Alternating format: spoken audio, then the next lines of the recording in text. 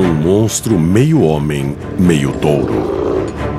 Preso em um gigantesco labirinto, à espera de sua próxima refeição de carne humana. Este é o estranho mito do Minotauro. Uma bestial e furiosa aberração da natureza que perpetua o símbolo do animal que há em todo homem. Mas essa história esconde uma impressionante realidade.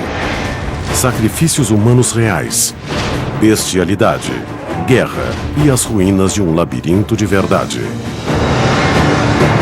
Esta é a história real por trás do mito do Minotauro. Confronto dos deuses.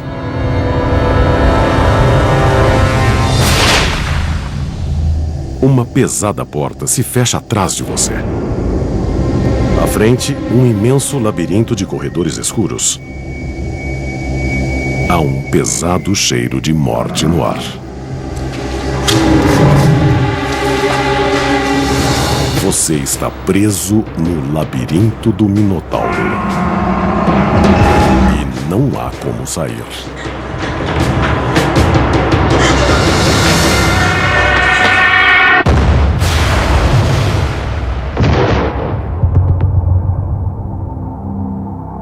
A história do Minotauro era uma história de horror para os gregos antigos.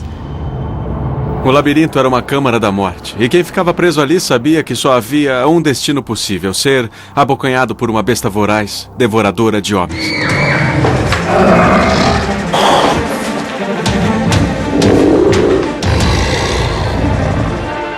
Esse meio homem, meio animal, esse ser arrancava pedaços e consumia a carne das pessoas.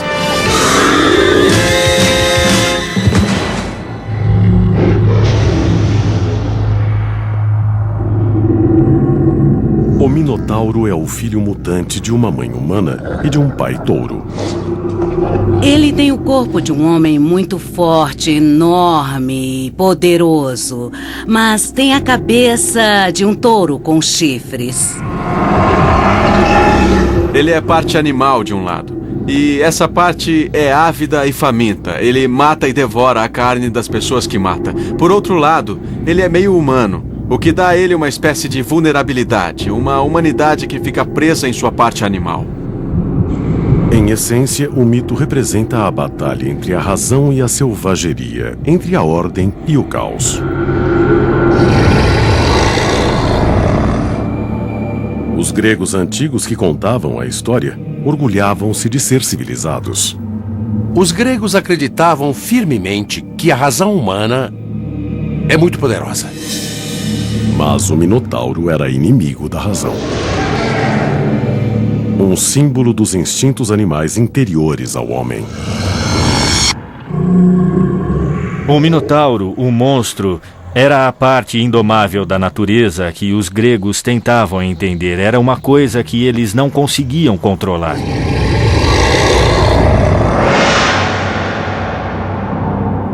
Segundo o mito, é aqui que o Minotauro vive, na ilha de Creta. Na época em que a história se passa, Creta domina o mundo grego como o Minotauro domina o labirinto.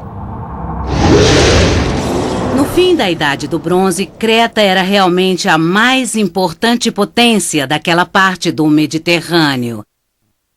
Lugares como Atenas e Esparta se tornariam potências muito importantes no período clássico, mas eram insignificantes até então. Na verdade, tinham de pagar tributos a Creta, que era o maior poder daquela região. No mito, o Minotauro foi criado para punir o rei de Creta, Minos, que tentou ludibriar um dos deuses. Todos os anos era costume o rei sacrificar seu melhor touro em oferenda ao deus do mar, Poseidon. Mas um ano seu rebanho produziu um touro tão bonito, tão perfeito, que Minos não pôde se separar dele e sacrificou um touro inferior em seu lugar. Mas Poseidon viu tudo. Sempre que alguém quer superar um deus na mitologia grega, perde. Quando Poseidon viu isso, disse: muito bem. Gosta tanto assim do touro? Pois vou fazer sua mulher gostar do touro. E ele fez a mulher de Minos sentir desejo pelo touro. A esposa de Minos, Pasífae, apaixonou-se pelo touro. Acho que o desejo de Pasífae pelo touro simboliza a luxúria animal. Gostamos de nos ver como seres muito racionais, mas na verdade sabemos que no íntimo, uma parte de nós é levada por puro desejo animal. A rainha traçou um elaborado plano para seduzir o touro. Ela vestiu um disfarce de vaca e ficou vagando pelo pasto onde o touro estava, esperando que se aproximasse. É considerado um mito muito estranho, porque Pasífae quer simplesmente cometer um ato de bestialidade. Está apaixonada pelo touro e quer fazer sexo com ele. Parece que uma das preocupações dos antigos gregos e romanos era estabelecer um comportamento sexual apropriado, e fazer sexo com animais era um tabu, que foi muito trabalhado na mitologia. No mundo real, houve cenas míticas e famosas de bestialidade realizadas no Coliseu, onde mulheres escravas foram forçadas a copular com touros apenas para divertir. Muitas vezes, nesses espetáculos reais, os antigos estavam representando o mítico encontro da rainha Pasífae com o touro. Na história, sua estratégia não demora a dar frutos. O touro a espia, é invadido pelo desejo amoroso e a cobre. 9 meses depois, surge o Minotauro.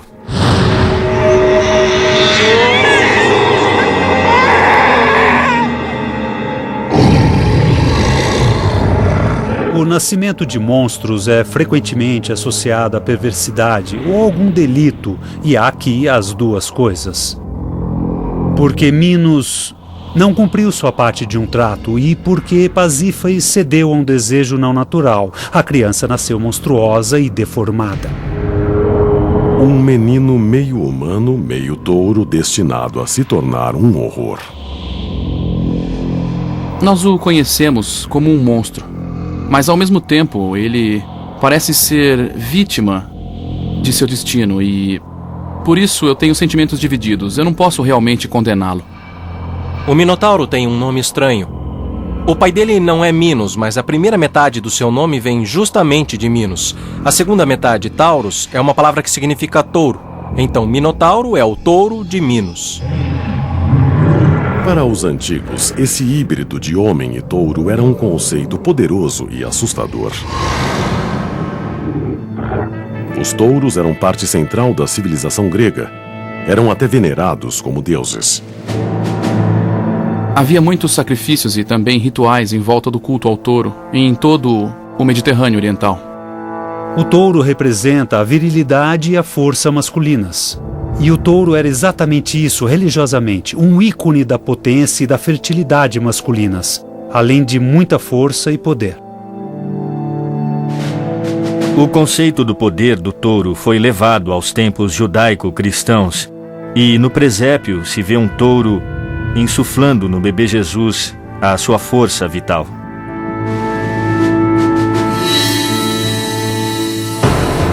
Segundo o mito, o tirânico rei Minos ficou furioso quando o Minotauro nasceu e decidiu usá-lo como arma contra quem quer que ousasse desafiar seu poder.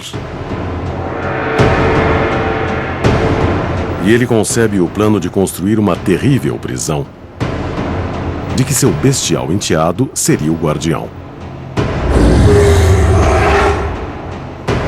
Para construí-la, Minos procura um de seus súditos, um genial engenheiro, Dédalo. Dédalo é o construtor mais famoso da antiguidade. É como Thomas Edison e Frank Lloyd Wright juntos. Ele sabe construir lindos monumentos e também pode construir máquinas voadoras, maravilhas da antiga tecnologia. Dédalo projeta sua prisão sem celas nem grades, só um enorme e intrincado labirinto. Era tão grande, tão impossível de percorrer que até mesmo Dédalo mal podia sair dele com vida. Em seu coração ficaria o Minotauro, esperando por sua presa. Era uma série de passagens e escadas. O labirinto fazia um efeito muito estranho e místico que confundia tanto que quem o percorria realmente não sabia onde podia estar. Escuro, desnorteante, mortal. O mítico labirinto era aterrador. Mas será ele mais do que um mito?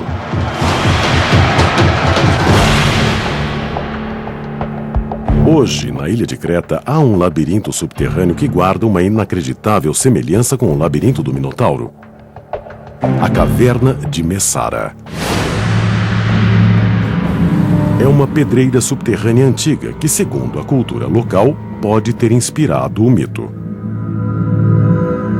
Sinuosas passagens se estendem por mais de 3 quilômetros sem ordem alguma. De fato, muitas das pessoas que ousaram entrar na caverna usaram um cabo para não se perderem. Essa tática será crucial para as vítimas do Minotauro, mais tarde, no mito. Marcas de cinzel encontradas ao longo dos túneis provam que as cavernas foram feitas pelo homem, que foram cavadas com ferramentas antigas. Por séculos, visitantes que vieram explorar este lugar ficaram convencidos de terem encontrado a morada do Minotauro. E muitos deixaram suas marcas. Vamos entrar.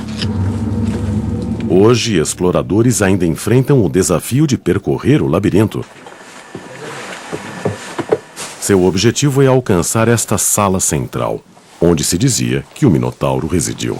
O pessoal vem pra cá para vencer o medo. E quando vencem, quando cumprem sua missão, escrevem seus nomes aqui e saem felizes. Seria ótimo se fosse o labirinto. Todo mundo quer saber de onde saiu a ideia de um labirinto. E quando se vê em cavernas assim, rapidamente vem à cabeça que aqui pode ter sido o covil do Minotauro. Um antigo labirinto feito pelo homem na mesma ilha onde dizem que o mito aconteceu. É o candidato perfeito para ser o labirinto do Minotauro, exceto por uma coisa. A maioria dos peritos diz que o mito é anterior a essas cavernas. As cavernas foram feitas mais no fim do período greco-romano, e há registro da visita de peregrinos no período. Mas o mito de um labirinto com um Minotauro veio muito depois. Se Messara não é o local que inspirou o mito do labirinto, o que inspirou?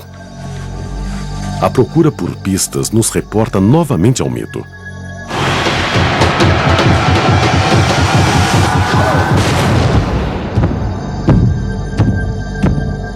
Quando terminou seu labirinto, o rei Minos se preocupou em buscar as primeiras vítimas para a refeição do Minotauro.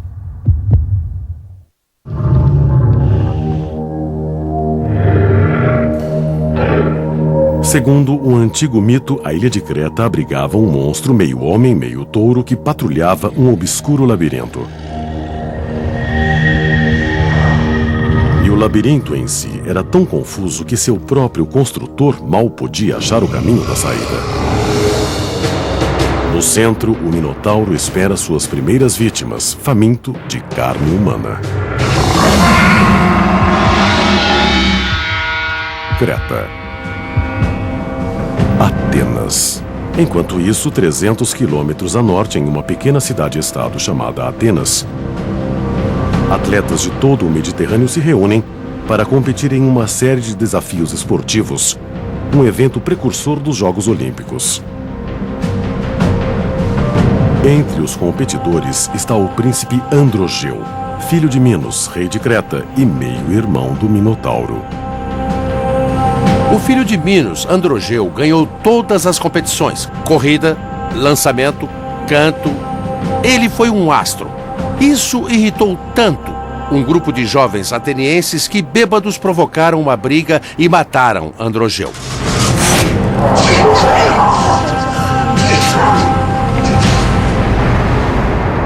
O filho de um rei, morto a sangue frio. era a guerra. Quando a notícia chega a Minos, é claro, sua dor é arrasadora e sua ira e sede de vingança são enormes. O rei Minos decide punir os atenienses do pior modo possível.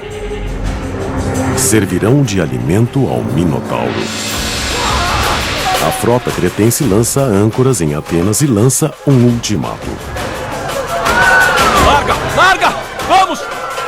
Minos exige que mandem 7 rapazes virgens e 7 moças virgens ao Minotauro para serem sacrificados. Pessoas virgens eram muito valorizadas no mundo antigo porque se acreditava que sua pureza as aproximava dos deuses. Larga! Larga! Vamos! Larga! Os jovens seriam colocados em um navio que os levaria em condições degradantes até Creta. E eles iriam aos prantos e em desespero até o labirinto, onde seriam devorados pelo monstro. Assim diz o mito. Mas qual a ligação com a realidade?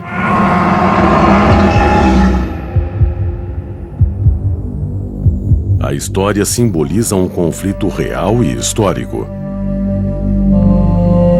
A batalha épica entre uma velha superpotência e um estado em ascensão. No início da história grega, Atenas e Creta eram realmente inimigas, mas a pesada frota cretense definiu quem era mais forte. Tanto no mito quanto na realidade, era Davi contra Golias. No mito do Minotauro fica clara a superposição simbólica com a história real. A civilização cretense era muito poderosa e subjugou as cidades-estado da Grécia continental. Minos fazer essa exigência tão ultrajante reflete a clara dominação de Creta sobre toda aquela área. Os atenienses contavam a história do Minotauro como propaganda política. O Minotauro representava a tirania de Creta. O labirinto era o poder quase inescapável de Creta e as vítimas simbolizavam o sofrimento de Atenas. O propósito do mito era fazer os cretenses parecerem bárbaros e maus. E funcionou. Para os gregos, que enfeitaram essa história durante séculos, era uma prova muito importante de que eles e seus deuses e seu pensamento racional eram superiores aos cretenses e seus touros e seus monstros. No mito, Atenas é forçada a mandar sacrifícios humanos ao Minotauro a cada 9 anos ou enfrentar uma guerra total contra Creta. Mas por que 9 anos? Por seus registros, parece que compreendiam o movimento da Lua ao passar por várias constelações que passam em ciclos de 9 anos. Essa seria a base para o sacrifício a cada 9 anos. Sempre que houver uma lua cheia no equinócio, será tempo de mandar novos sacrifícios à besta.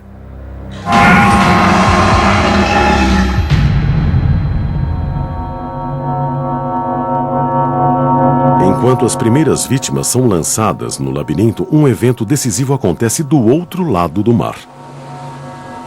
Em um pequeno reino a 80 quilômetros de Atenas, nasce um menino. Seu nome é Teseu. E ele é um dos primeiros grandes heróis da mitologia grega. Um herói destinado a enfrentar o Minotauro. O nascimento de Teseu é de primordial importância para a identidade ateniense. Teseu pertence a uma velha ordem de heróis, caracterizada por uma tremenda força, uma tremenda coragem e grande capacidade intelectual.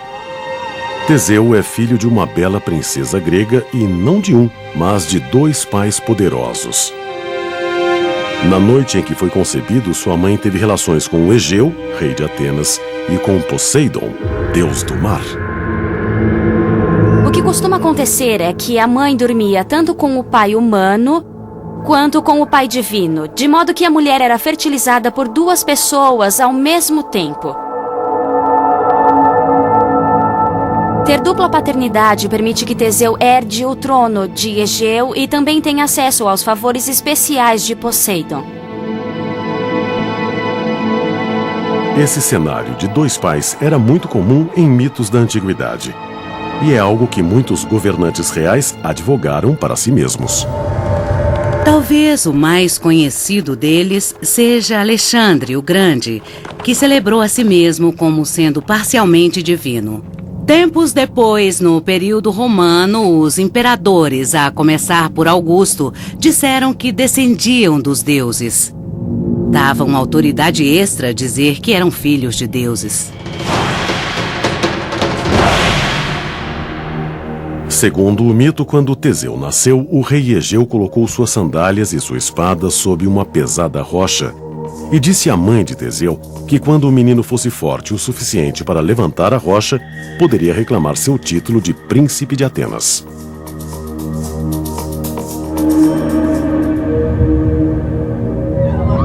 Nove anos depois, Creta exige novamente que 7 homens e 7 mulheres sejam mandados em tributo para morrerem no labirinto do Minotauro. O rei precisa de um herói.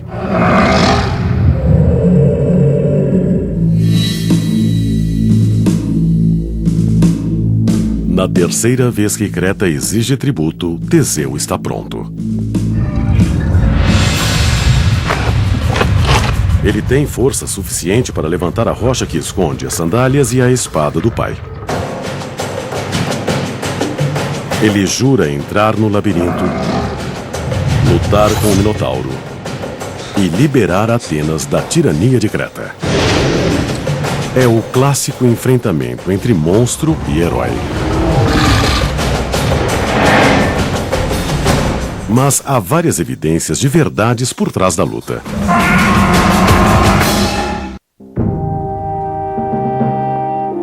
A cidade de Atenas está de luto. Chegou novamente a hora de mandar sacrifícios humanos para o Minotauro. As vítimas inocentes exigidas por Minos, o rei de Creta. Os escolhidos morrerão na certa. Mas há alguém que quer desafiar o destino. O príncipe de Atenas, Teseu. Ele está ansioso para provar sua bravura e libertar seu reino. Um herói tem de fazer grandes coisas para ganhar status de herói. Então ele tem de realizar um grande feito para que atenienses não se submetam mais a Minos e para que parem de dar as suas crianças ao Minotauro. A cena está montada.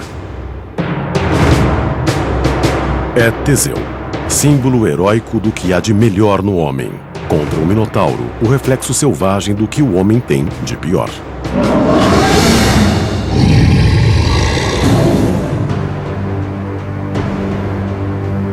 Antes de Teseu partir para Creta, o pai deu a ele uma ordem importante.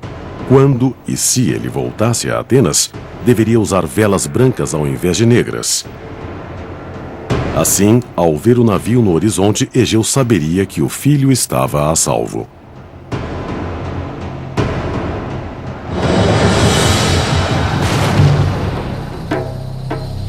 Segundo o mito, Teseu se dirigirá para cá, Knossos, a capital do rei Minos e dos cretenses.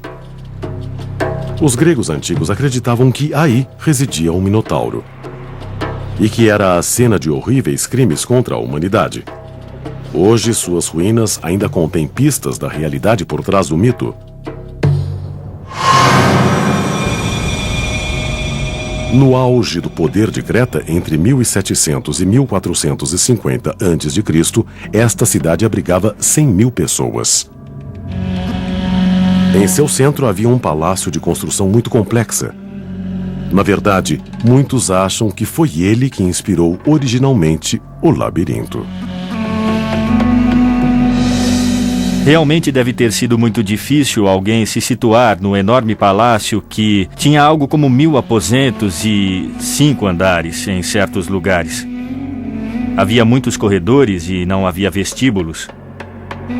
Os corredores iam de uma saleta a outra saleta, e não havia um caminho direto para lugar nenhum. Quando os gregos viram o palácio pela primeira vez, não viram sentido nele, daí veio a ideia de labirinto. Imaginaram uma série de corredores, de calabouços ou masmorras escuras. E isso violava o sentido grego de simetria, e gregos gostam de simetria. Escavações modernas dentro do palácio só reforçaram sua conexão com o mito do Minotauro. Por todo lugar há sinais de veneração ao touro. Um afresco achado no palácio representa um jovem lutando com um touro. A cena parece saída diretamente do mito. As pinturas do Palácio de Knossos mostram um jovem nu dando um salto mortal sobre um touro com grandes chifres que parece estar furioso e tenta pegá-lo.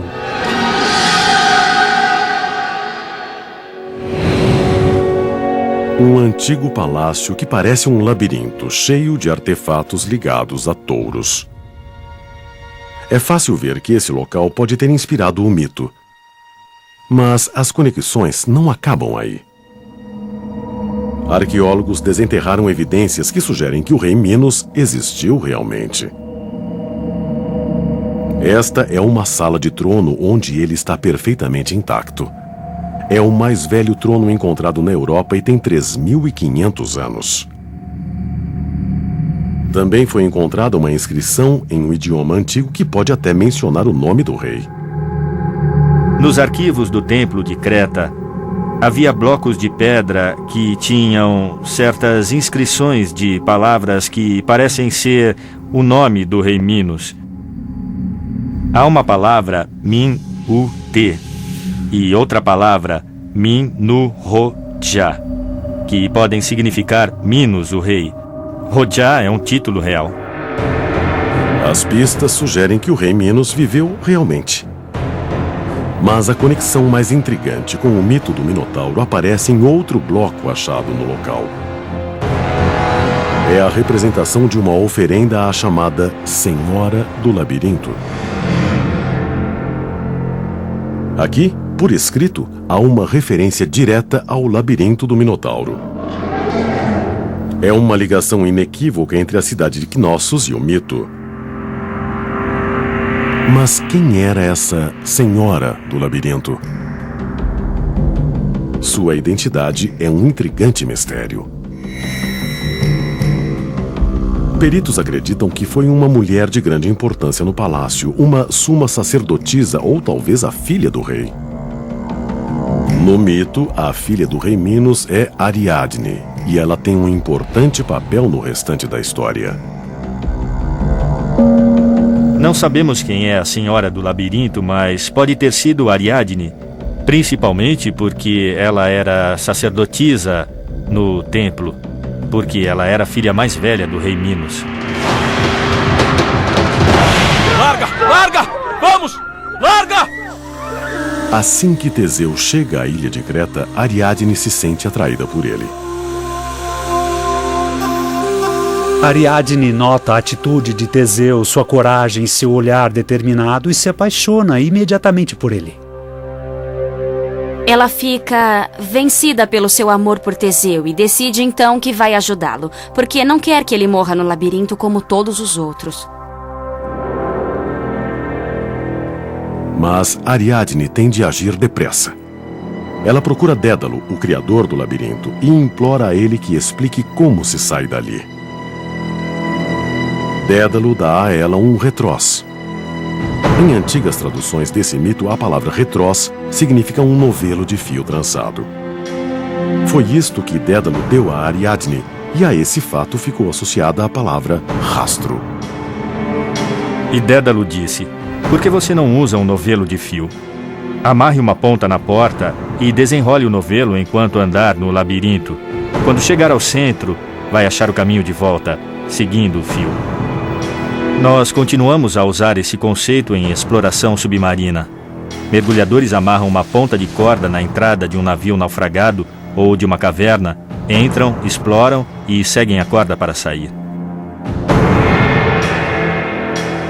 A razão, algo que os gregos prezavam acima de tudo, foi o que resolveu o problema.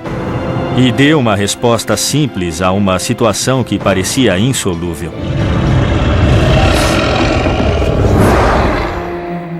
Secretamente, Ariadne visita Teseu em sua cela provisória e lhe oferece sua solução, mas com uma condição. Se sobreviver, ele deverá se casar com ela. Quando Teseu encontra Ariadne, ele está encrencado. Ele vai ter de entrar no labirinto para ser devorado vivo por um minotauro. E quando Ariadne se prontifica a ajudá-lo, ele não tem muita escolha. Ou aceita, ou se arrisca. E ele não quer se arriscar.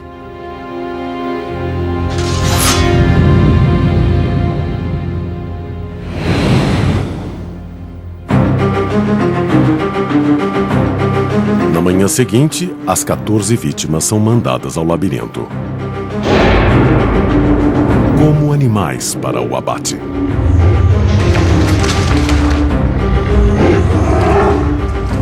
Com seu novelo nas mãos, Teseu caminha na frente.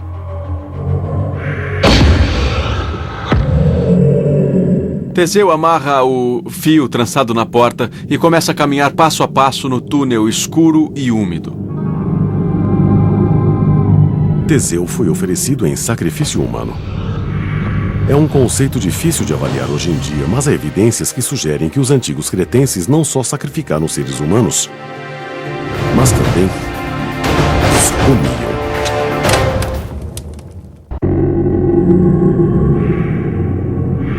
Teseu, príncipe de Atenas, conduz seus companheiros de infortúnio pelo labirinto determinado a enfrentar o Minotauro. Ele tem um novelo de fio trançado nas mãos, de modo que ele ache o caminho de volta. Quanto mais perto ficam os grunhidos do Minotauro, mais Teseu fica resoluto. Mas seus companheiros estão começando a fraquejar. É muito fácil imaginar o terror deles à medida que caminham pelo labirinto. Pense no que é caminhar por corredores escuros, completamente perdidos e sem enxergar nada. Eles sabiam que em algum lugar daquele labirinto havia uma criatura horrenda e canibal que ia devorar a todos.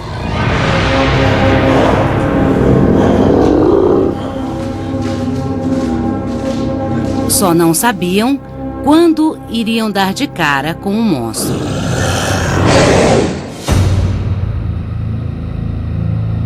No fundo do labirinto, o Minotauro se impacienta. Ouve os gritos apavorados das vítimas caminhando para ele. E está pronto para sua próxima refeição.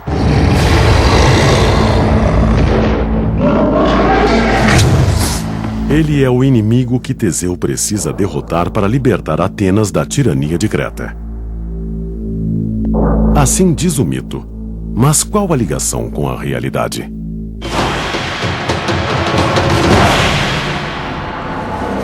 A tensão entre Creta e Atenas durante a Idade do Bronze é muito bem documentada.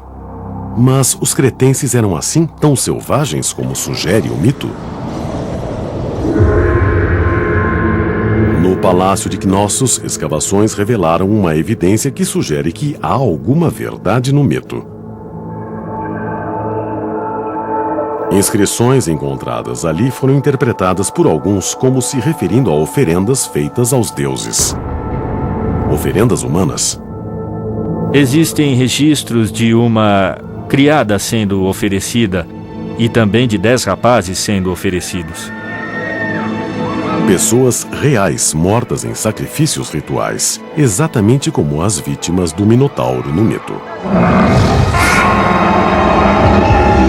A sugestão é de que houve mesmo sacrifícios humanos praticados em Creta. Mas a evidência vai além de inscrições. Há também ossos com marcas claras de assassinato a sangue frio.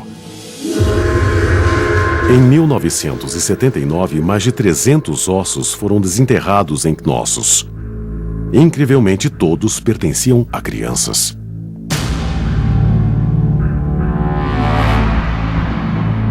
Cerca de 25% dos ossos têm marcas feitas por uma lâmina fina, do tipo que seria usada para separar a carne do osso. Os ossos tinham marcas de facas, tinham cortes, marcas nas laterais. Então fica realmente muito difícil dizer que não houve um massacre, talvez até canibalismo. Não há outra forma de interpretar essa evidência. Ossos de carneiros também foram descobertos no mesmo lugar dos ossos humanos, todos com marcas similares. Esse tipo de marca se parece muito com as marcas deixadas quando desossam e preparam animais para comer. Isso sugere que os antigos cretenses não só ofereciam humanos em sacrifício, mas também os comiam. Será a fome do Minotauro por carne humana uma mensagem em código sobre canibalismo? É o crime mais repulsivo e abominável que se pode imaginar. É um modo perfeito de demonizar alguém. Podemos imaginar que os gregos espalharam essa história sobre os cretenses, de que eram pessoas horríveis, de que eram monstros, de que eram até canibais.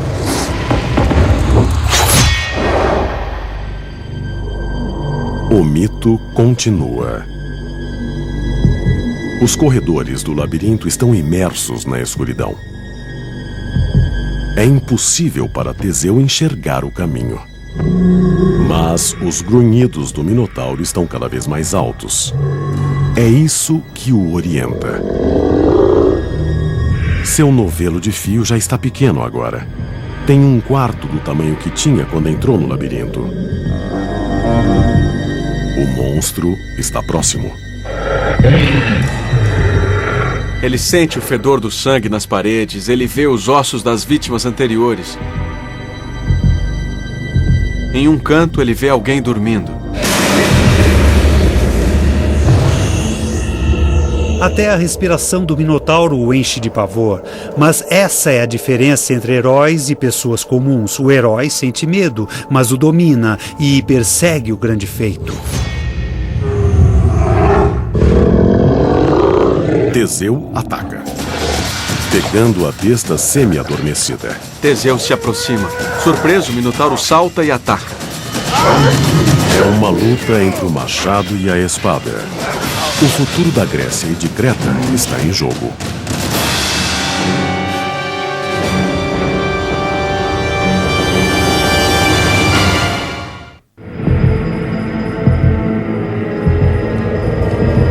Quase ao amanhecer, os sons de uma luta ecoam pela noite. Dentro do labirinto, Teseu encurrala o Minotauro. Depois ele bate e ataca.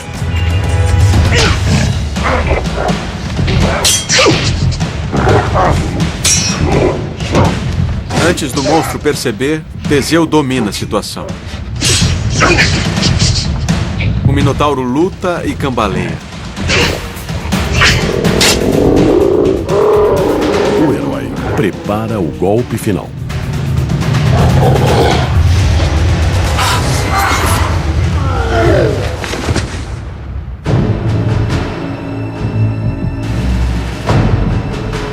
O Minotauro, a terrível criatura de alma torturada e cativa, está morto.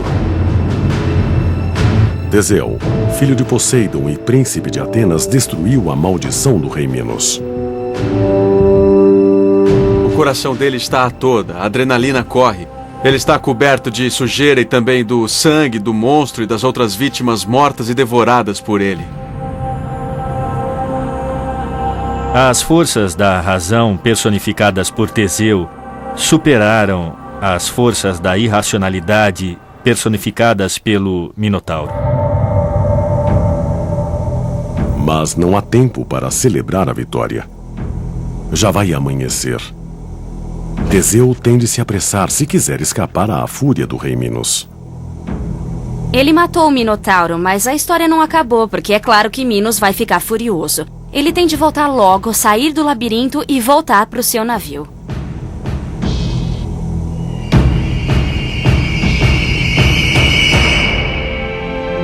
Ele puxa o fio de volta e conduz os jovens atenienses para fora do labirinto. Eu posso imaginar a alegria que devem ter sentido esses jovens quando viram que seu destino não foi o que tinha sido pensado e que o destino tinha sido mudado pelo feito do herói.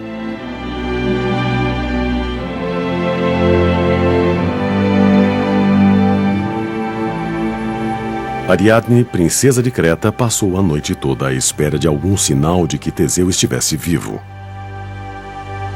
Ele prometeu se casar com ela se escapasse vivo do Minotauro, e ela pretende cobrar a promessa. Pouco antes do amanhecer, ela vai se encontrar com ele e o navio levanta velas para Atenas. É um momento decisivo na mitologia grega. O ato de Teseu matar o Minotauro é algo simbólico, pelo qual um herói de Atenas finalmente derruba o jugo cretense. É um símbolo da Grécia vencendo Creta. Um símbolo de bravura humana e engenhosidade.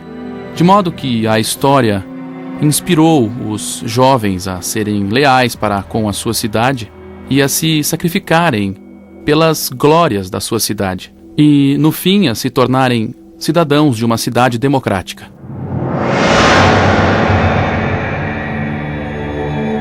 Teseu deixa Creta como herói, mas sua viagem para casa vai terminar em tragédia. Quando saiu para combater o Minotauro, Teseu prometeu a seu pai, o rei Egeu, que içaria as velas brancas quando voltasse para casa para assinalar sua vitória. Todas as manhãs, durante meses, Egeu vai ao mesmo rochedo e procura avistar o navio. Quando finalmente ele aparece no horizonte, está com velas negras. O rei fica desconsolado, achando que o filho tinha sido devorado pelo Minotauro. Em seu desespero, Egeu salta do rochedo para o mar e para a morte. Até hoje, esse mar se chama Egeu, em honra ao pai de Teseu. Teseu falha ao não usar as velas brancas. O conto original não dá explicação de por que ele se esqueceu do que prometeu. Mas o final do mito sugere uma despreocupação típica da juventude. Essa é a explicação. Ele ficou empolgado com a vitória, estava chegando em casa e se esqueceu de trocar as velas. A súbita morte de Egeu é uma consequência chocante. Teseu chega não apenas como liberador de Atenas, mas como seu novo rei. O rei que, segundo o mito, transformaria a cidade de simples fortaleza do exército em superpotência regional.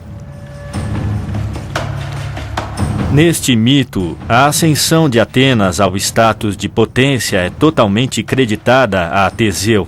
E o mito parece ter sido escrito em parte para provar isso. Ao adotar Teseu como seu herói fundador, os atenienses deram uma mensagem. Disseram que a longa dominação de Creta estava terminada e que havia uma nova liderança, Atenas.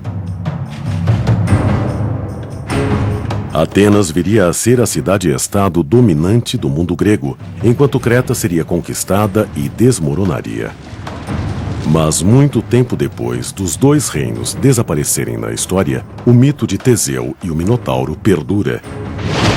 E como todo bom mito, revela detalhes da natureza humana que são tão relevantes hoje quanto foram há 3.000 anos. Existem muitas leituras possíveis da história do Minotauro. Pode-se ver o labirinto como a mente humana. Um lugar sombrio que tentamos explorar sempre que estamos conscientes. Ou como nossa natureza animal que nos impele a matar. Os mitos sempre revelam partes de nós mesmos que habitualmente esconderíamos. Aspirações, desejos, meios ocultos com que enfrentamos o mundo nas lutas fundamentais da experiência humana.